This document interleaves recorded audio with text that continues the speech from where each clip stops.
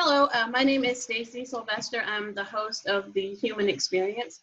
This website is designed to talk to real people about real life experiences and the things that we face with life on life's terms kind of showing up. For those of you guys that have kind of been following us, you know that we talk to real people. We're not TV personalities, so we're bound to say some things and trip over some things and let our humans show up, and that's really what this is about. So today for our episode, I've invited Miss Kim and Miss Kelly to come and speak to us. They are the direct family members of somebody that we recently lost as a result of domestic violence. Here, especially since COVID, we've been dealing with a lot of domestic violence in our program at Reach. We've been dealing with a lot of both men and women. I know across the communities and across the county, there has been a massive spike in domestic violence cases and for a variety of different reasons. So I asked Kelly and Kim to come and be a part of the show. 2 weekends ago, we did a domestic violence walk out in Bullitt County, which these folks hosted. They've made t-shirts, they've made bracelets, and in the process of, my understanding is creating a foundation, right? Yes. Do you have an idea yet of what that's going to look like or what that's hoping to support? Not exactly yet, but I feel like it needs to be more than just a phone number for somebody to reach out to. I feel like sometimes when they're in that kind of position, maybe they can't get to the phone. Maybe it needs to be, I don't know. I just feel like I've reached out to a couple different law enforcement officers and other families that have gone through this to see what their input would be as far as what they would think we need in as far as in Bullitt County. So I feel like there needs to be something besides just a phone number. I feel like it needs to be something different. I mean, I know they go to some houses several times. At what point is that too many? Sure. So, I mean, once they get back with me and we can kind of get our heads together and figure out, what needs to be put in place, hopefully that can help somebody. Sure. Well, and I think the important part too, and this is something that you were talking about, Kim, like when they go back to people's houses over and over again. And part of why I wanted to have you guys come and be part of this show is, and you guys will kind of get into talking about Ashleigh's story here in a little bit, but that's a person, right? Like she's your daughter, she's your niece, she's your mom. I loved her wholeheartedly. Our whole family in terms of our program loved her wholeheartedly. And I think what happens is a lot of people start to put folks into statistics versus remembering like this was a actual living, breathing being. Yeah. And it's like, okay, just one more case where this happened or one more. And I think that's what, for me, the struggle is if you make somebody or something a statistic, it's easy to kind of brush it aside and be like, oh, well, Right. they chose to go back or they've had this issue with that. But man, like when it's a living, breathing person, or this is a family that's really suffering, it's different. Right. Yeah. Like, any thoughts on that? Yeah, I feel like out of sight, out of mind. If it's not happening within your circle, it doesn't really matter. It doesn't affect you, is what some people probably think. And really, in the end, it does. I mean, I never would have thought this would have happened to our family. I mean, and she obviously hid some things very well from us. And I don't know if it was because of fear of what maybe he told her things he would do. I don't know if she thought she could just handle it herself. I don't know what, and I don't know if maybe if he didn't do any of that and he was just plotting it, and she knew nothing about that, had no fear in any of that. And he just plotted, because he had his own issues and he knew she was actually moving on without him, so. Kelly, any thoughts about any of that up to now? I think that at some point we have to hold our legal system responsible for allowing these people to, and when I say these people, I mean abusers as in male or females, because it can be either gender. Like you said, if you go to these houses 4 and 5 times, and they and the person that's getting abused is not pressing charges for fear of their children or fear of their other family members, at what point are we as a community or law enforcement or legislature or whoever it is, when do we say stop? And when are we going to change that to make that person feel safe enough to say, hey, Stacy, so and so is, being abusive, and I'm scared for my kids? Because I think Ashleigh was scared from some of the things that we found, that he would hurt certain people in our family. I'm not sure. I haven't seen anything exactly saying who in particular that he threatened, but I feel he threatened someone. And yes, he did have a mental illness, and mental illness is a whole nother, we could talk for hours on that. Sure. But at some point, when is the judicial system going to start helping the police?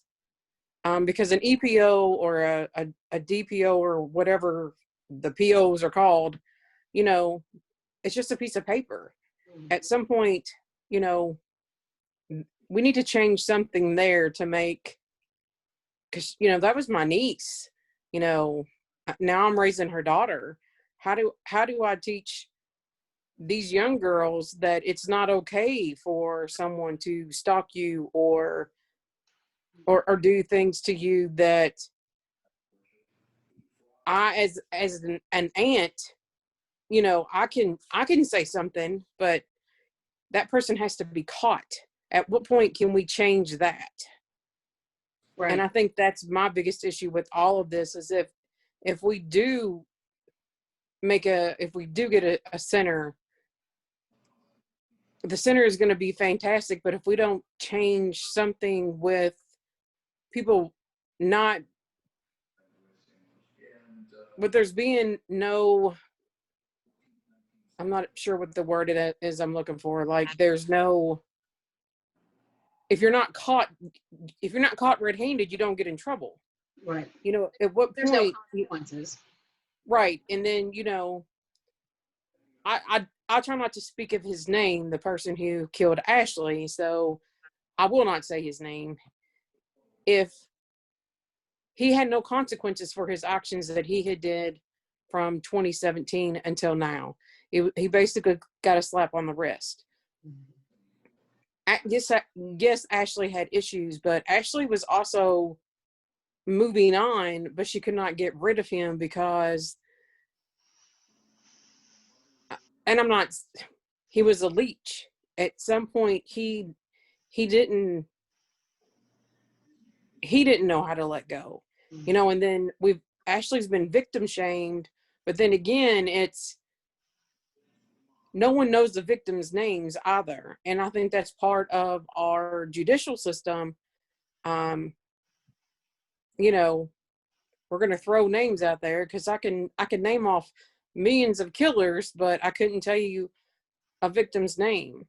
Sure. So I think my thing is the center would be amazing. And I can picture things in my head that Ashleigh would love, but if we don't change something in legislation, I think we're beating a dead horse. Well, and I would agree with you, and I would agree with you for a variety of reasons. But the one thing that sticks out in my mind is I asked both my women's group and my men's group, because, I have specific groups. Tell me why you guys feel like people stay in domestic violence relationships. Like, tell me what you think. And, I'll tell you, and actually I'm creating a workshop in my mind out of their feedback, because one specific person said something to me and it hit me like a ton of bricks. And he was like, monsters don't always look like monsters. And I was like, man. And so that really, when you were talking about, like, we don't tell these young girls or we don't tell these young men what to look for, I think because you're right, Kelly, that, like, there's a projection of, like, oh, these are who killers are, and this is what you look for, blah, blah, blah. But a lot of these perpetrators of domestic violence aren't that. It's my boyfriend, it's my neighbor, it's my mom, it's my wife, and so, because much like addiction, people who are perpetrators have that Dr. Jekyll and Mr. Hyde transformation. And if I was all monster all the time, people would be like, oh, hell no. And they would be out of there. They were like, oh, I'm not doing that. But because that other picture of that other person shows up where it's like, I'm loving and I'm compassionate and oh, I'm sorry and I'm empathetic, that's where people get caught, and so it's kind of one of those situations where it's like, I've decided I'm going to start a workshop because I agree with you. Like, I think it's great that we can give these folks a center, give them a safe place to go to. And I know you're talking about it from a legislative point, like with policies, but I also have to look at it from a personal knowledge and awareness point. We do not educate people enough to know what those signs are. My daughter showed me a meme one time, and it was a man holding a woman out a bouquet of red warning signs, or red flags. And she's like, oh, I love red flags. I'm like, that's exactly what it is. Yeah, I mean, and all of these high schools have like DARE programs, or like, for example, I'm in Spencer County. I'm in a whole different county. We have the resource officer. I think that's what they're called. But no one goes to school and speaks of domestic violence. And, there was just a couple of months ago, there was where a football player killed his girlfriend because she broke up with him. So it starts very early. And I think that that's something that middle school may not be appropriate at that age because, but maybe in some cases it is, because kids mature a lot faster than what they did. I'm 47. I was still playing in dirt when I was in middle school. So, there's social media and there's all that stuff that they see, and, sexting, and I think that the education point is very, very important. And I think that if schools educated more and they made it aware, because I'm sure there's kids as young as, 12 and 13 that are in relationships which I think is entirely too young. But, they're being abused probably mentally at this point, but, it's still a domestic thing, and it's not being treated as an actual violence. And I guess that's my point, is that, oh, well, they're married, so it's okay. And it's really not okay. They've been together for 20 years. That it doesn't matter. Right. And when you were talking about like the little kids in middle school, honestly, I feel like when the kid is old enough to have their sense of love and belonging impacted, they're old enough to start having real conversations about stuff. Because when somebody's sense of love and belonging becomes impacted, they then become susceptible to a variety of things to make them feel whole. And so whether it's drugs, alcohol, nicotine, hanging out with the wrong crowd, or being, in relationships with little boys or girls that are mean to them. Because I know when I was a kid, they used to say, oh, if he's mean to you, it's because he likes you. No, that's not okay now. No. But those are kind of those messages that people would say to sort of pacify it. And then it would turn into these just wars. And like I said, I asked my groups, what makes people stay? And a lot of them talked about, for one, again, that monster person doesn't look like a monster all the time. And then the secondary part to that is that financial piece, especially for women. What am I supposed to do with 2 or 3 kids? What am I supposed to do? And if they're married, it makes it worse because there's still this belief of, like, you mentioned earlier, victim shaming. For a lot of women who walk out, you walked out on this marriage, or you did this and you're supposed to be married for better or worse. And, it's just a lot of shame. There's a lot of shame. Yes.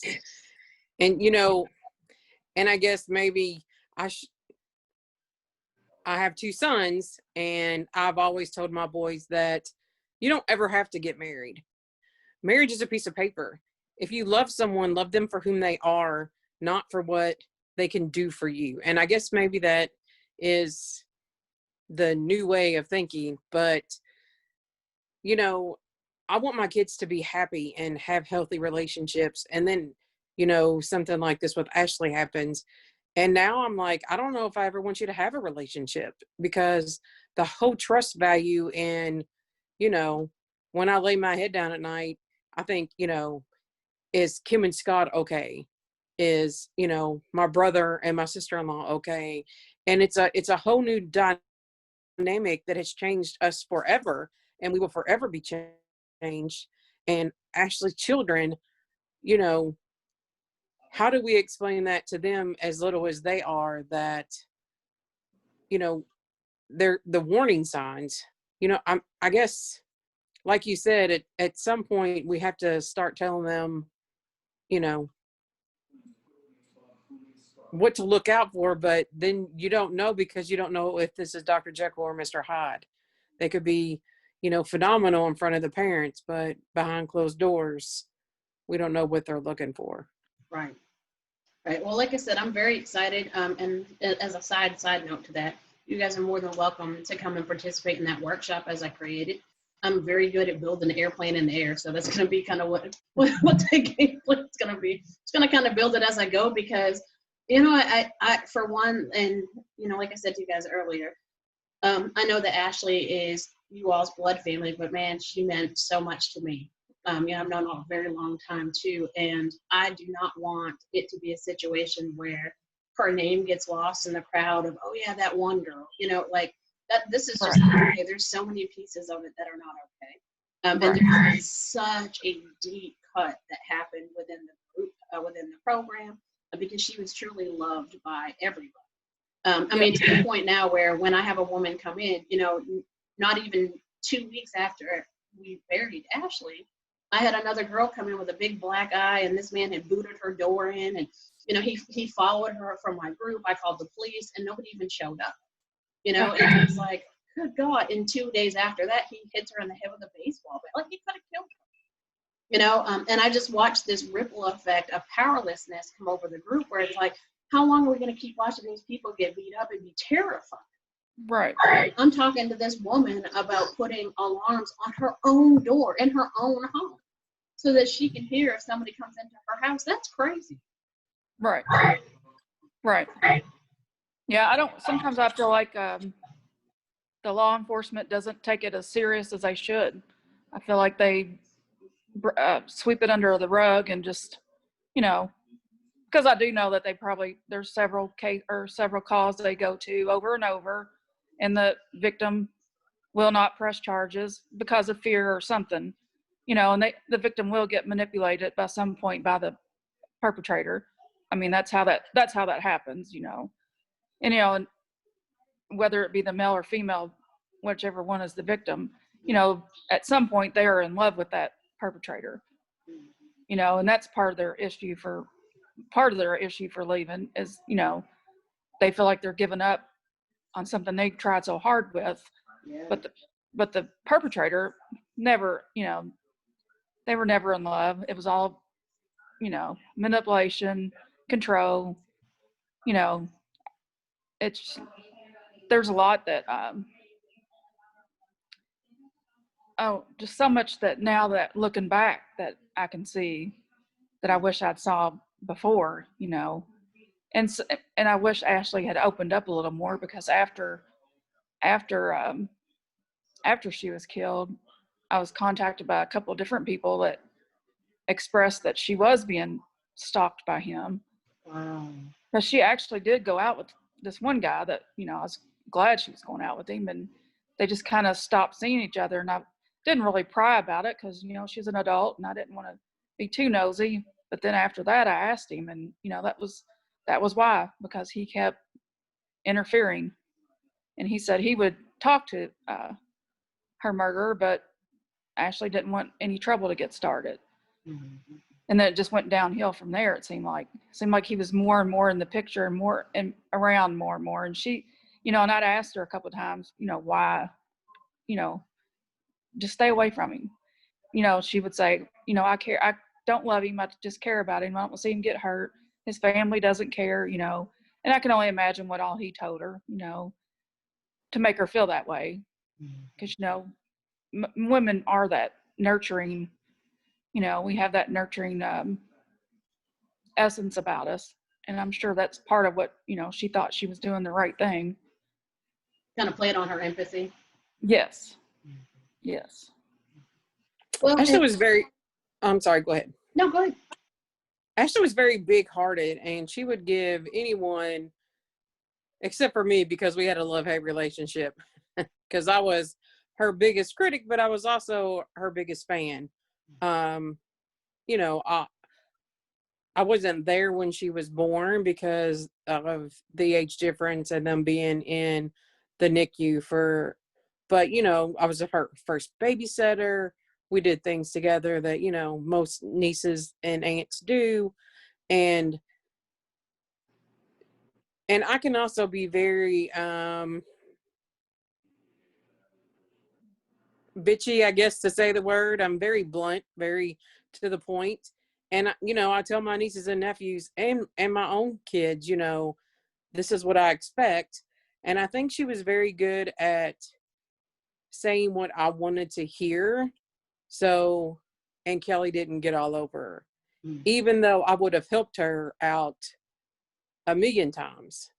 And I think that's something that I have to work on. So if my boys or her daughters or her son come to me, I need to be like, okay, let's sit down and have a talk, because I think a lot of parents blow it off as, you know,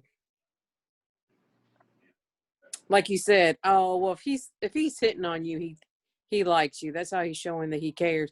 That's, you know, that might be true in kindergarten, but, you know, this is real life. And, you know, he murdered her, and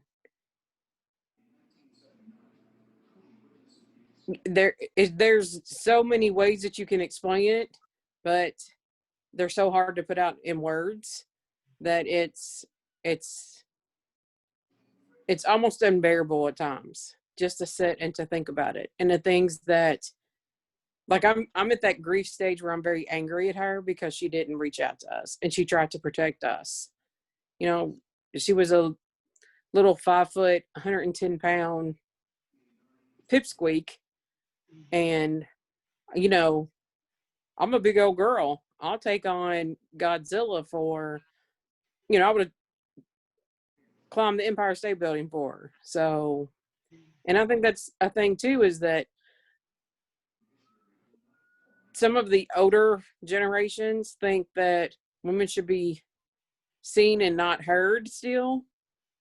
And I don't mean that in that sense, but, you know, when we grew up at 47, you know, we were still supposed to make sure that our husbands were taken care of and stuff like that. And I mean, we just need to change all that. And I'm not trying to be all feminist, but we just need to, if we don't change it, there's going to be more Ashleighs. And, you know, you've already had another one in your group. So that's already I mean, it's out there. Oh, yeah. You know, I remember when you said, you know, just kind of why she didn't tell. A memory I had not long ago was very early when she first came back. I saw him out there. And I was like, what is he doing here? And she's like, oh, he gave me a ride, blah, blah, blah. I said, I'm getting ready to go say something to him. She said, you're always causing a scene. Don't ever say something to him. I was like, because we can find you a ride. I was like, I'm getting ready to go say something to him. And she's like, why are you always trying to? I'm like, because you said you didn't want to be with him anymore. So I'm going to go tell him I don't need your services. I'll pick, like, we went through this whole, and I just remember her saying to me, like, you don't need to cause a scene. And so that kind of is the other side of what you're saying. Like, most people know that there's somebody in their family that's going to advocate, or that's going to, you know, like, the guys wanted to go beat the hell out of this guy that, you know, with this most recent person, you know, that was their knee-jerk reaction. Like, I want to go beat the shit out of this guy. I want to go, you know what I mean? I'm going to teach him a lesson. But it doesn't change anything at the end of the day. If your focus is still on harming this person, you can beat the hell out of them, and it just gives them more fuel and ammunition. And that's what people think. You know, it's not so much that people won't support them or won't be there. I think there is this massive fear and detachment between us knowing who you are and that you're going to do that for us, and us putting you in position to potentially get hurt too. Right. And that's a scary place. Yeah. You know, so I guess if you guys are comfortable with it, and I know you started to talk a little bit about it, Kelly, if you are interested in just kind of walking into a little bit of Ashleigh's story, like I said, I'm more interested in her voice being heard and her story being heard. And so you guys are opening the door to sharing whatever you choose to about her life. But if we could get some kind of glimpse into her, Ashleigh, from your perspective, that would be wonderful. Okay. Of course, I'm Ashleigh's aunt. She was born, she is a twin. She's a twin brother who they look, of course, they're fraternal, but if you saw them, you would never even think that they were twins because he is so ginormous and she was so tiny and petite. But she was such a loving kid. She was a constantly hug you to the point that you were like, Dad, kid, go sit down somewhere, hug a tree, leave us alone. She wasn't afraid of anything, like spiders and snakes. And, if it was a bug, the bigger the better. She would pick it up and, and she made nicknames for everybody.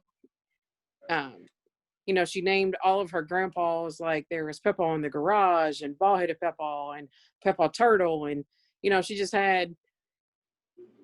had this laugh that was her laugh and her cry when she was a baby was almost exactly the same. So you would have to like really look at her to see if she was laughing or crying. And it was this annoying noise that you picked her up regardless because you didn't want to hear it. And then she was like, hey, I got exactly what I wanted. But she was she constantly smiled when she was little. Like, and I don't think she walked until she was like 2 because we all held her. She was just 14 months. Yeah. Yes. And could she? Yes, but we babied her and she had us all wrapped. Like my brother, his name is Donnie, and I think she could say Donnie, but she called him Uncle Donkey. And I think the more we laughed, the longer she made it last. That's awesome. And she was just beautiful inside and out. I don't remember much about her first battle with addiction, so I can't really talk too much about that. We were very close though before all that happened. I was with her when she had Isabella. I was with her up until the point she had Hunter. We had to leave like 10 minutes before he was born because he was taking forever. And then, her kids Izzy looks just like her. Hunter asked the 50,000 million questions just like she did. And Sophia, her youngest, has the sass of her mother to the point that you look at her and you're just waiting. Something's coming out of that kid's mouth that is going to be just like her mother.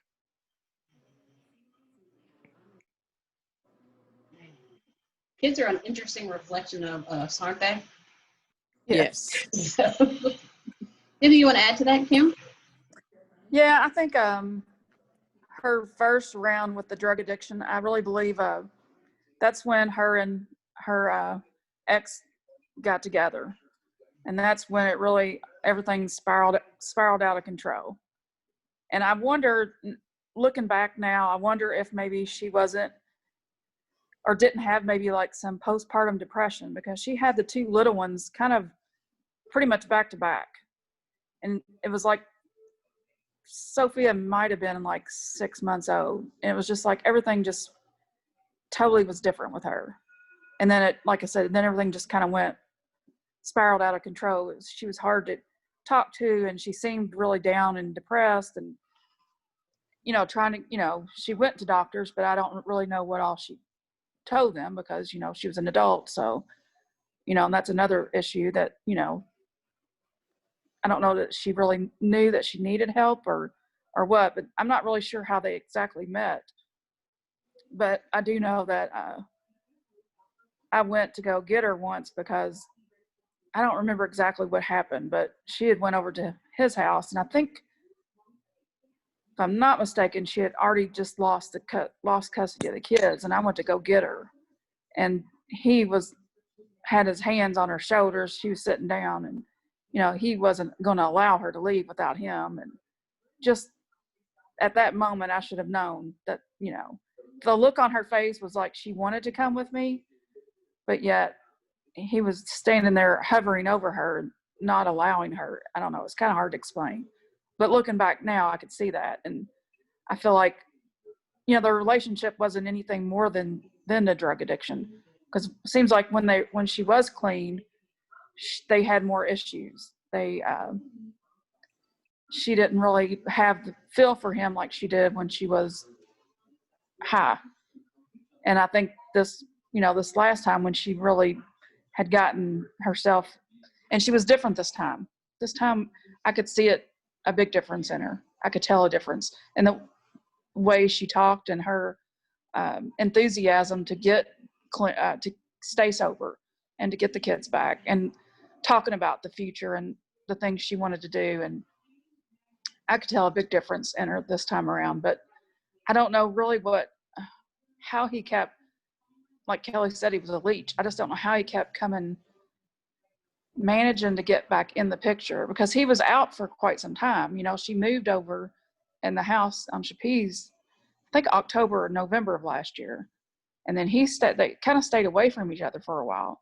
And I really don't know when he kind of started edging back in, or if he ever really even left her alone.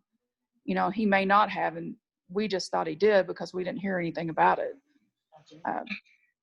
So I mean, he came to family dinners, Christmas and Thanksgiving. I got him his last job that he had. I got him that job. We were not ever cruel or mean to him, and I'd even told him several times to get, you guys don't need to be together. Get it together. Get your stuff together. She needs to get her stuff together. Then you can see where that, I don't know, and I don't think that mattered to him. And I think I can remember Thursday when I took her to work, he was actually there at the house. And I'm not really sure why. She had told me he was helping her pack up her room. But as I walked into the house, he was coming out or down the steps. And just the look on his face, he had this evil, half crooked grin. I don't know. Nobody can tell me any different, but I know he had it planned. He had just the way that he looked at me, and I don't know. Something in your soul said it wasn't right. Yeah, even though all that time I didn't really like him, and it was just a gut feeling. I never, from that very first time I met him was at his house when I was trying to get her to go with me. I never cared much for him, but I did try to be civil, thinking he might, because I didn't know all of his previous issues. I don't know. Can I ask a little bit of a deep question related to what you just shared? Would that be okay? Sure. So when you mentioned kind of going over to the house and him kind of having his hands on their shoulders, do you remember at that point what your thought was, like what was going through? Did it strike you then, or is this something you kind of came more clear in hindsight? No, it struck me then. It struck me then because I told her, I was like, you need to go with me, get in my car. You've got 3 kids you need to get clean for. And he's like, she's not going anywhere. And then, I hated to leave without her, but she was an adult. And, I told everybody after that, I was like, there's something going on there. Got it. Okay. And, after that, I didn't really see any, as far as physical, I don't know that he really physically hit her or anything. I don't know. I can't say that for a fact. I do know they argued a lot, but I feel like it was more of a control thing. And I don't know. I just feel like, I don't know what all he had over, as far as control over her. Cause I don't know. And then in the wake of everything that happened and the way that the events went down, do you guys feel like do you feel like it was a response to her finally having the strength to leave? Yes. Yes. I most definitely, yeah, I know that. Cause I feel like he knew she was going to move out here. She had found an apartment in Shepherdsville, but it really wasn't a very great apartment. So I told her, I was like, why don't you just come stay with me for a couple weeks? We'll find something a little bit different, a little better. She had was going to put a couple applications in at the Cedar Grove Apartments and somewhere else, I think at Mount Washington. I was like, and the lady told her that she might have something open within the next few weeks. I was like, that way you can get your car, save you a few dollars, and find something a little bit better than what that other one was. And that way he really wouldn't know where she was actually going to be at. And I mean, I think he just saw that, you know, when he knew that she was coming out here, that he knew he wouldn't have access to her like he did, you know, in there, because I wouldn't allow him to come out here and do all that. You know, you know, I don't know if his family even knew what he did half the time or where he was at half the time. I don't know. It amazes me that, I don't know. I mean, you know how from her very first, when she very first started with the drug addiction until she was killed, you know, I was on her every day. You know, I know I couldn't make her get sober, but, you know, I tried to encourage her every day to go that direction. And I don't know that not that it's his family's fault, but I'm just saying, I don't know what they were trying to do, because I don't feel like, you know, everybody was saying he's got mental health or he's PTSD. I didn't see any of you people trying to help him. If you all thought he was so sick or needed this help, where were all you people at that point? You know, quit making excuses when you weren't even, you know, if you weren't helping, because I don't think anybody was. I mean, you know, and in the end, it comes down to him helping himself, just like it did Ashleigh. She had to finally make that choice to get the help, and she did, you know, and I think he just knew that she was serious this time. And like I said, you could tell this time it was different. What do you guys think the people watching this show needs to know about the events that happened?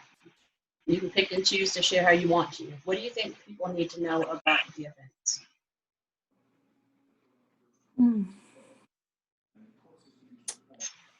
Do you mean the events of that day, or because I can give events that I have found out about of the day.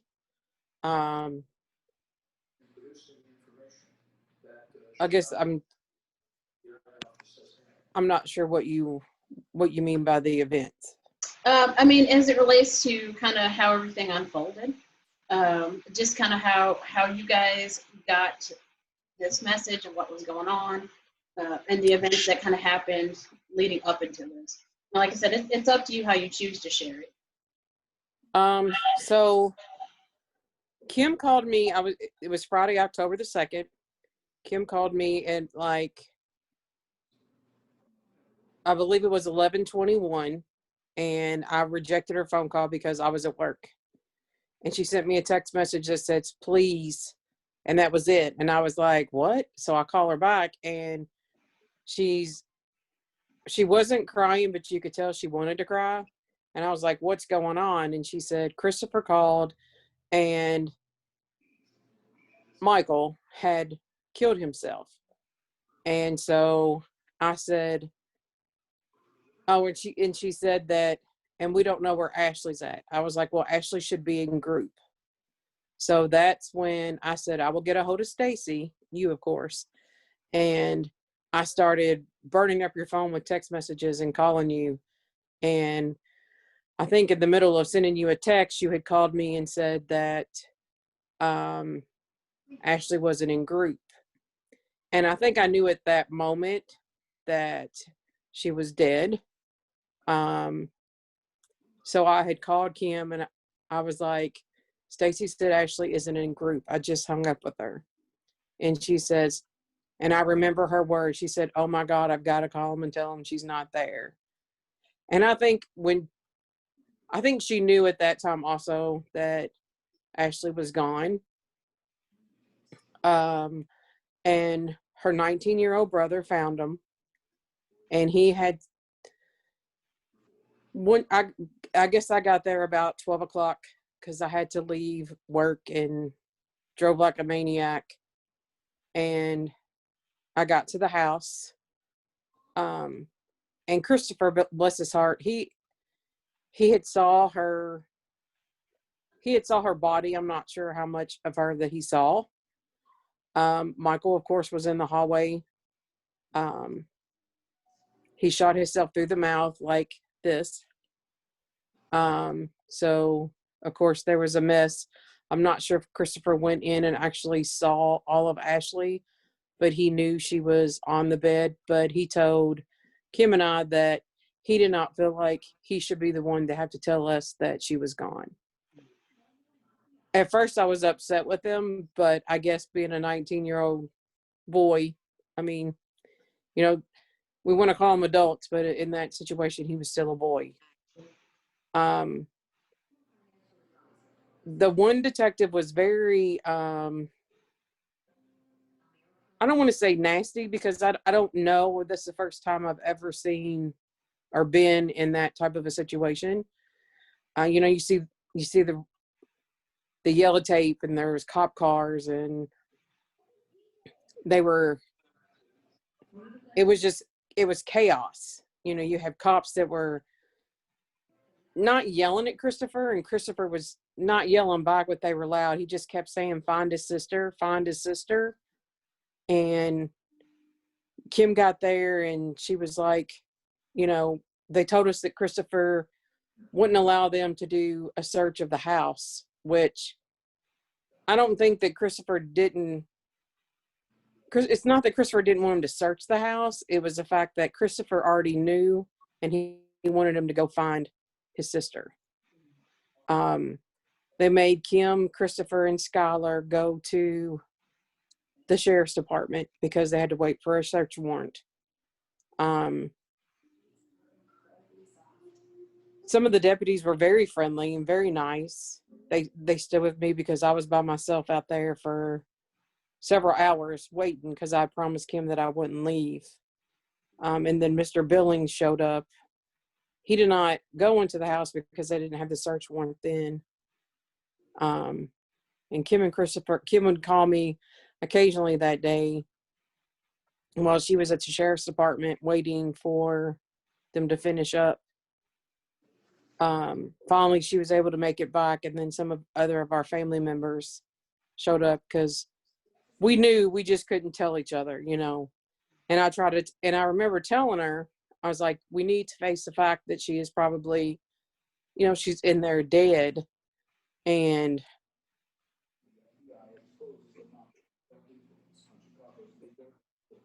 she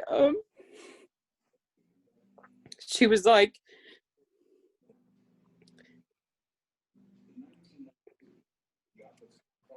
she told me she hated me,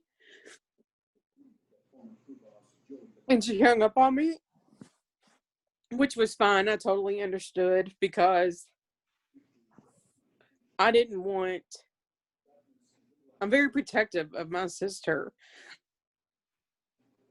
and I didn't want a strange man in a suit and a tie or a uniform who did not know my niece to tell my sister that her only daughter was gone. So Sam Billings is the coroner who actually showed up, and this may sound stupid, but we've known Sam for 100 years, it seems like. But when he came and told us, it made it easier, if that makes any sense, because we knew Sam.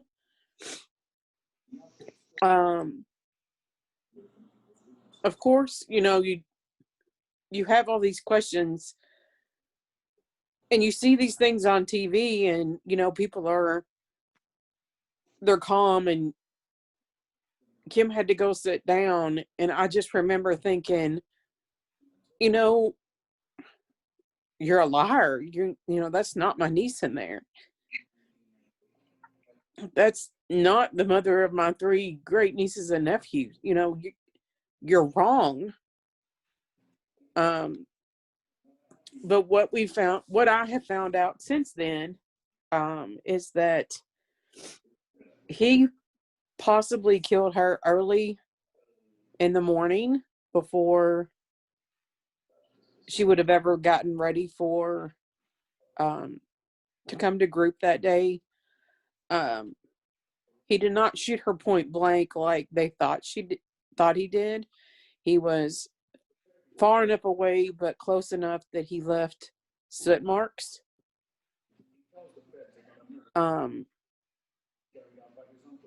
She they're still pretty sure that she was asleep or she was very relaxed because there was no struggle, no fight, no major splatter or anything like that. And then from what we have gathered is he put some covers close around her face and possibly a pillow over her head. He sat down, smoked a cigarette, and then he shot himself. People have questioned why Christopher did not hear the shots, and the air condition, they have the window unit air conditioning units. And I don't, you know, I guess that's not really a question that I would first ask. It kind of makes me more defensive for Christopher because one, you know, when you go to sleep, you don't plan on hearing that type of thing. And Christopher's 19. He sleeps hard. It's just, Well, I don't know. they didn't go to bed till like 3 or 4. Him and Skylar didn't. So, and Michael was still awake then. But you know, Kelly, you raised a good point, and I think Kim, I saw on, and I don't have social media, but I remember somebody shared something with me. Have you found that people have questioned folks in the family, or even questioned Ashleigh as if it was their fault, like they should have known or done something? Yes. Because I know Yeah. somebody shared something with me. I think, Kim, it was a conversation or something maybe that you had posted about, like, maybe questioning whether she was high or under the influence, and you kind of had to come to that defense. Yeah. Yeah. And she was clean. And she just had a test the day before, I think. Or day before, September 30th. yeah. Yeah. So, I mean, we knew she wasn't. And I'm sure when we get the full report back, she'll be clean then, too. I mean, I have no doubt in my mind that she was sober, completely sober. I mean, I just feel like his revocation hearing was set for October 7th, and she was moving out that day. I think he just felt like, you know, this was his last resort, and if he was going to go down or go back to jail, which I can guarantee you he probably wasn't, he's probably going to get another smack on the hand, that he was going to take her with him. I believe, I mean, I don't see it any other way. He was just greedy and selfish. He didn't care how it affected anybody else. And like I said, I don't think on his revocation hearing that they would have done much of anything to him, honestly. He had failed a drug test in January. He failed a drug test in February. They tried to send him to rehab in March, right after the COVID. He went for a couple of days. I'm not sure exactly how long. He didn't stay. He left. And so those three things were the cause for him to have the revocation hearing. Why it took till October 7th, I have no clue. Of course, COVID is what they're going to say, but at what point is the community safety at, you know, or any person's safety for that matter, a higher standard than the perpetrator? You know, it wasn't like we had to prove his guilt. I mean, it was him the one that took the piss test and failed. It was him that, it was he was the one that left the rehab. But yet, you know, how many chances do they get? Yeah, so that was kind of a perfect storm. And Yeah. I asked that question because Kelly was talking about, like, people starting to kind of point the fingers. And maybe I should point the fingers. Maybe that's not the appropriate way to say it. But, you know, where it's kind of like, well, how come they didn't hear this? And how come they, like you said, at 19 years, heck, even as grown adults, you know, when you're faced with that kind of thing, most of the time it's not the first knee-jerk thought that you come, you know what I mean? Like, oh, I bet you that's what has to be going on. Like, and it's so heartbreaking when, you know, that young man's already dealing with his own struggle and tragedy, to have other people be like, oh, you should have done something, or you should have heard. Like, I hate to hear that he's experiencing. Yeah. Yeah. And there was a couple of different women that victim shamed her. You know, she knew this and she should have done that and blah, blah, blah. And I'm like, how do you even victim shame somebody in those situations? I'll never understand. I mean, it makes no sense whatsoever. Yeah, I get that. Kelly, I mean to cut you off in your part of your kind of sharing. Oh, you're fine. I'm not sure if there was much more to it. It was just when I stood out there for over 6 hours, and the majority of it was by myself because I told Kim I would not leave. Plus, I wouldn't have left anyways. Um,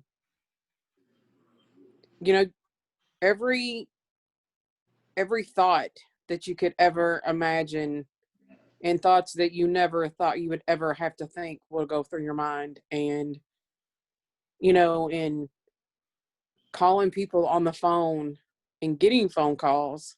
And I remember the CPS lady, and I don't know if I'm not going to mention her name, who I think is amazing, by the way. She called me, and my first thought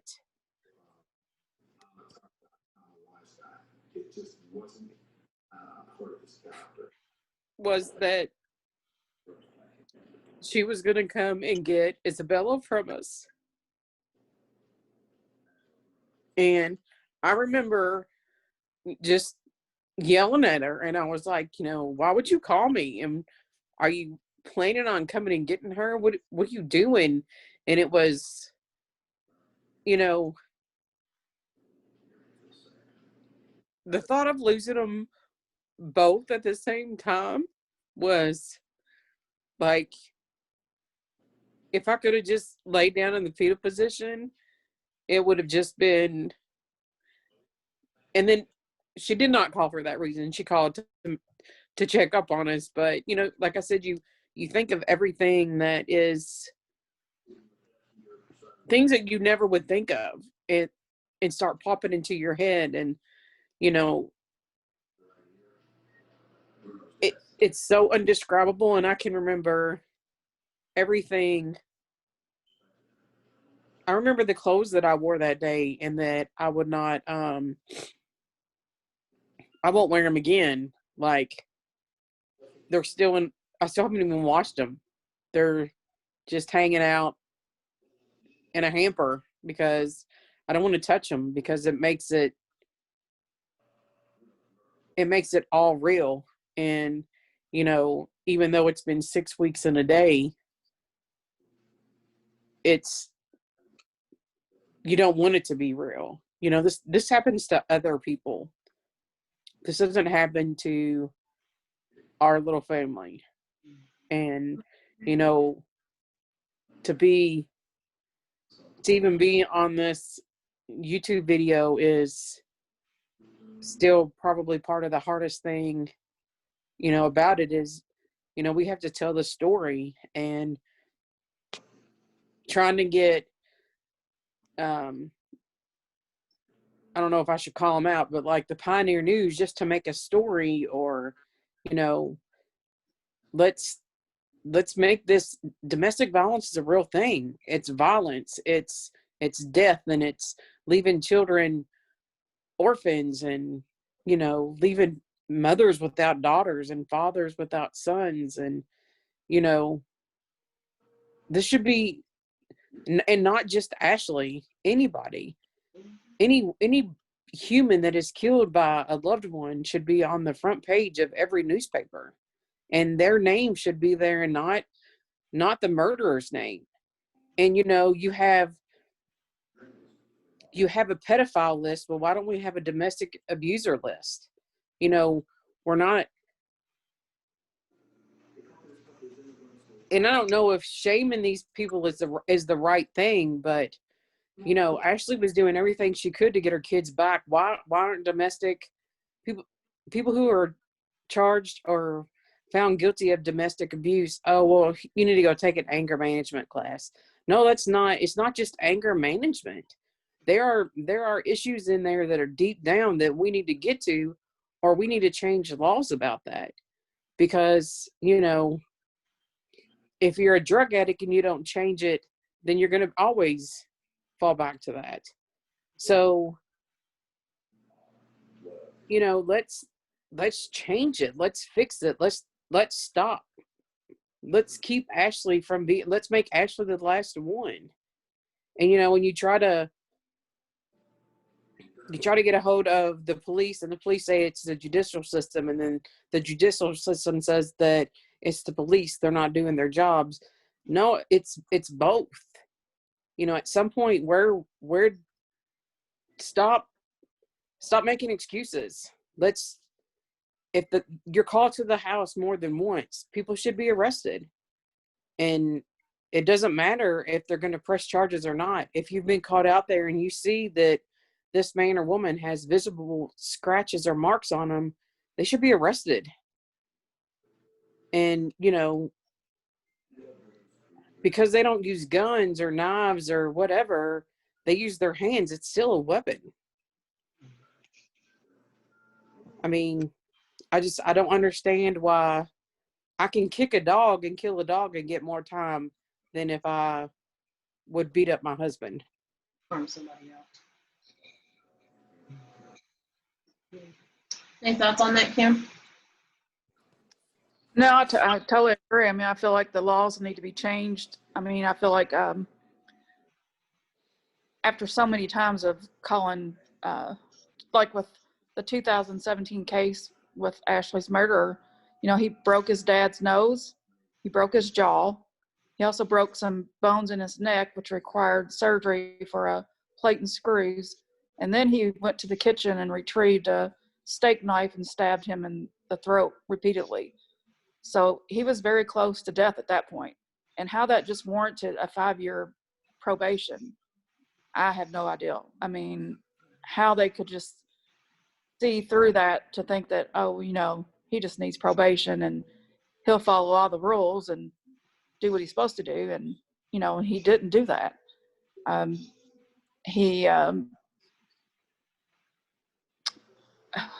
He should have spent time in some type of facility. I did, when I was going through some of Ashleigh's stuff, I found a letter that he had written her, and he had told her that he thought his mental evaluation went in his favor.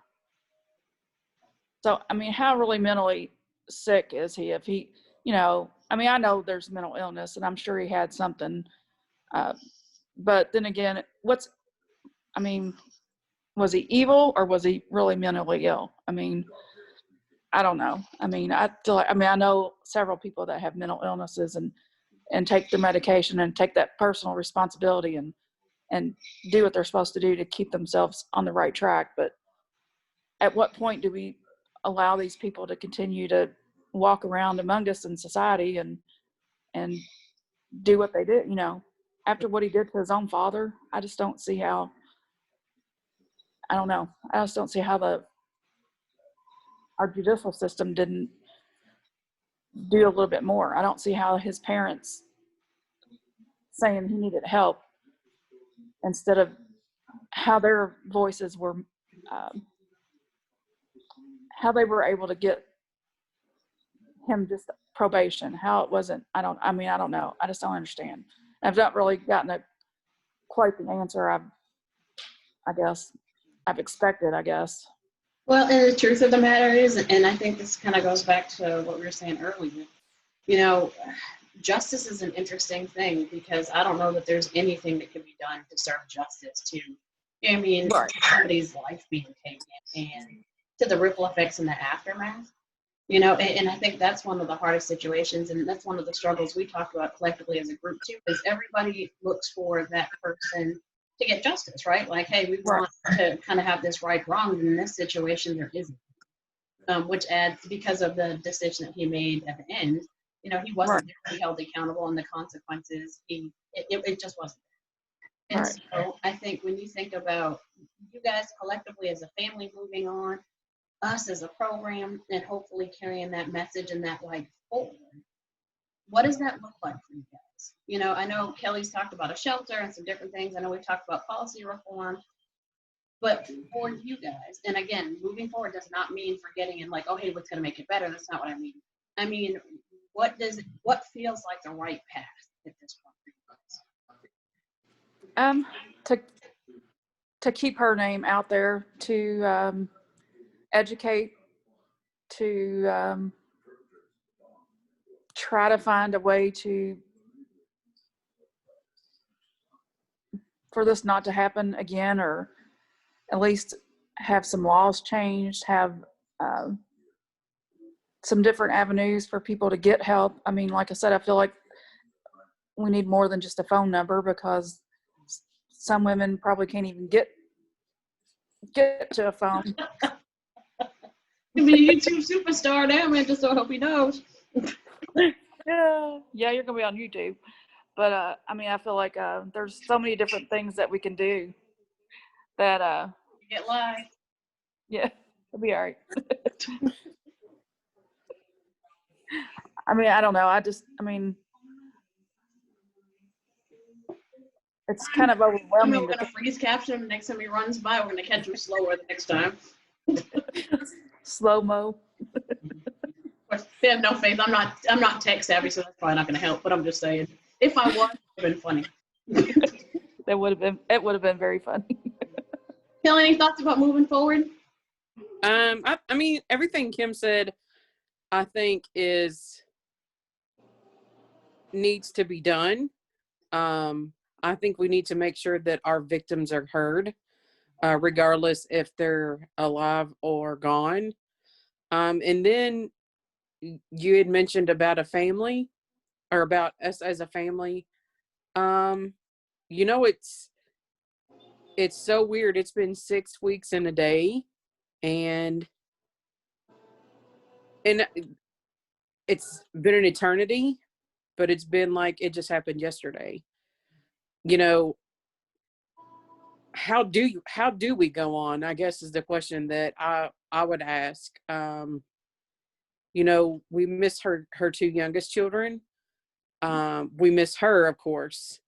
We're coming up on Thanksgiving and Christmas, and you know, how do you prepare for that? You too. You know, as a Yeah, but you're in your underwear. as far as, you know, how do I make Isabella and Hunter and Sophia's first Christmas without their mom? How do you make that not hard? How do I make that not hard for Kim, or her brothers, or her dad, or her grandparents? You know, how do we do that and try to feel normal? You know, what is our new normal? We're trying to figure that out, and it's, for me, it's very difficult, and I can't imagine the situation my sister is in, because I'm just the aunt. And, you know, our biological mother died when I was 4 and Kim was 7, I and was then, or 6. And we lived with 5 or 6 different family members, and before our great aunt took us in, and it's like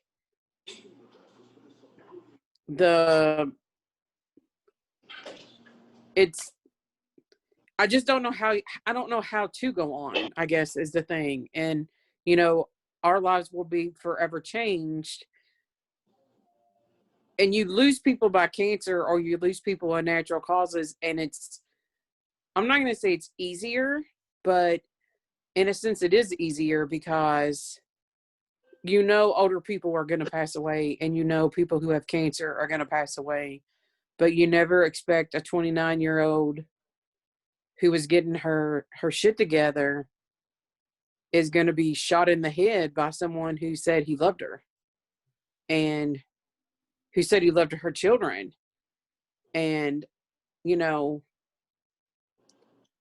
as far as us as a family, I think it's going to take years to be normal, if that makes any sense. Yeah, I think that makes a ton of sense. And something I'll suggest is, you know, to consider traditions that celebrate life. You know, consider those traditions that kind of just celebrate that beautiful spirit, and that, you know, one of the things I found peace with, and it's so crazy, but it's something that I told our group members, both like through the funeral and just through the wake, and just kind of everything that was going on, was, you know, I have found a deep deep-seated gratitude for knowing Ashleigh, for having her to be a part of my life. I have found a deep-seated gratitude for the last time her and I spoke about that sweater and shirt she gave me. That as she walked out, because she said, I got faith in you, girl. I'm like, that is not going to fit me. But anyway, but she said, she's like, I love you. And I'm like, girl, I love you. You are a mess. And she just kind of laughed and had this great smile on her face. And in my interactions with Isabel, can see a lot of Ashleigh. See a lot of that beautiful spirit, a lot of that creativity. And I'm like, oh, it's going to take a tribe to raise this little girl. Right. She's got to love it. And so, I guess I say this to what you're saying. I think we get to be a part of a tribe, and I have to remind myself of that. So easy is it going to be? Absolutely not. Do we suffer together? Yes. We rejoice together, we love together, and we're a tribe. And I think that's one of the most important things that can kind of come out of this situation. And through all of these stages, like I've been talking to our group, and from that Friday night we found out pulling together, to the support, to you guys coming and being part of the conversations, to just, like I said, the phone calls, the text messages. She's not a statistic, she's a person. Yes. To honor and love her in living memory of that, I think it's going to be that's the task, and I think that's really what this is all about. Yeah. One of the things that Isabella and Jim and I are going to do this summer or this spring is we lost our stepmother about 12 years ago, and we planted a tree. And then we lost our father last year, and we planted a tree.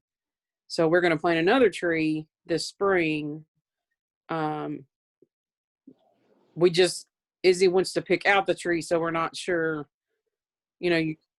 This fall happened so quick that we didn't get to pick one out.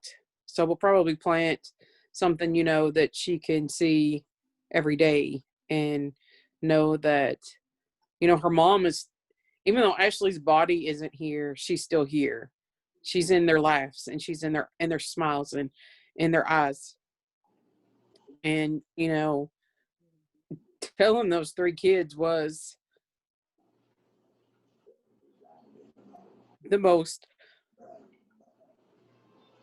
probably the most haunting thing through all of this is the look on their faces. And, I'm hoping that her ex-husband will let us keep her memory alive in those kids, and they can forever grow up knowing that their mom loved them. And no, she was not an angel, but she is now. She wasn't perfect. She had her issues, but I don't know of a perfect person. And Ashleigh was amazing, and she was also a pain in the ass, and she drove me nuts, and I drove her nuts, but she always knew, and I always knew that she loved me and I loved her, and that would never change. Absolutely. So let me kind of wrap this up for you guys today. If you had a chance and you wanted to take this minute to tell anybody who is watching this video, whether it's a person that's dealing with domestic violence, maybe a perpetrator, maybe a law enforcement or a legislator, maybe a mom or a dad or a sister, if you have the chance to have anybody in a couple of sentences get where you're coming from and understand what the whole point of this was about, what would you say?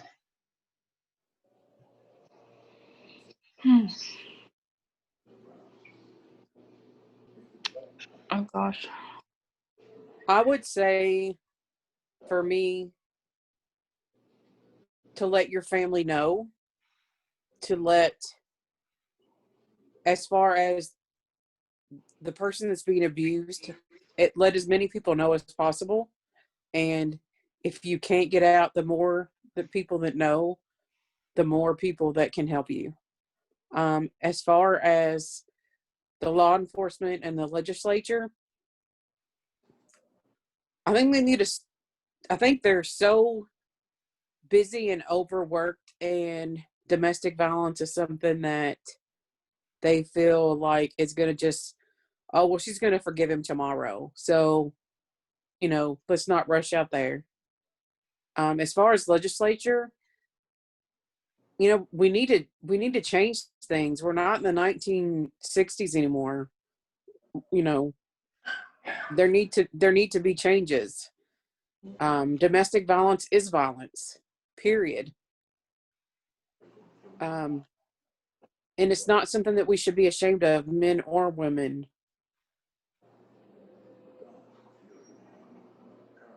Okay, thank you. Kim? As far as perpetrators, there are programs out there for perpetrators. I mean, they just have to want to get the help, just like with a drug addict. I mean, they have to acknowledge that they have a problem and take that step to get the help. I mean, so that they're not a statistic themselves. For sure. Okay. Well, I mean, I wholeheartedly appreciate you guys both coming on. I know it takes a lot of courage to kind of put that conversation out there and to be vulnerable and to be open. And like you said, time is moving, but it's standing still at the same time, right? It's just kind of one of those processes. But, we're definitely a family unit. I jokingly, but not jokingly, tell folks like we're one tribe. And what I love about you guys and what I love about your family is the willingness right from the beginning, like within weeks of just saying, you know what, this is a tragedy that we guys dealt with, but I'm willing to put my pain and my suffering out there so that other families don't have to go through it. And I think that's really the foundation of what we're all about at Reach anyway, where and that's kind of why I started this show some time ago, where, I talk to real people, like this is real people who are dealing with this, and I've said this before, like, the police go away and the courts go away and the media goes away and the news goes away and the walks go away. And at the end of the day, this is real in your home. This is real in your day-to-day life. This is real. It doesn't just go away. You guys have to shut the power off. And so I think it's really important to have those conversations so that people can remember, like, we're real people, we're real life. Yes. So I thank you guys for coming on to the show. Getting ready to hit the stuff.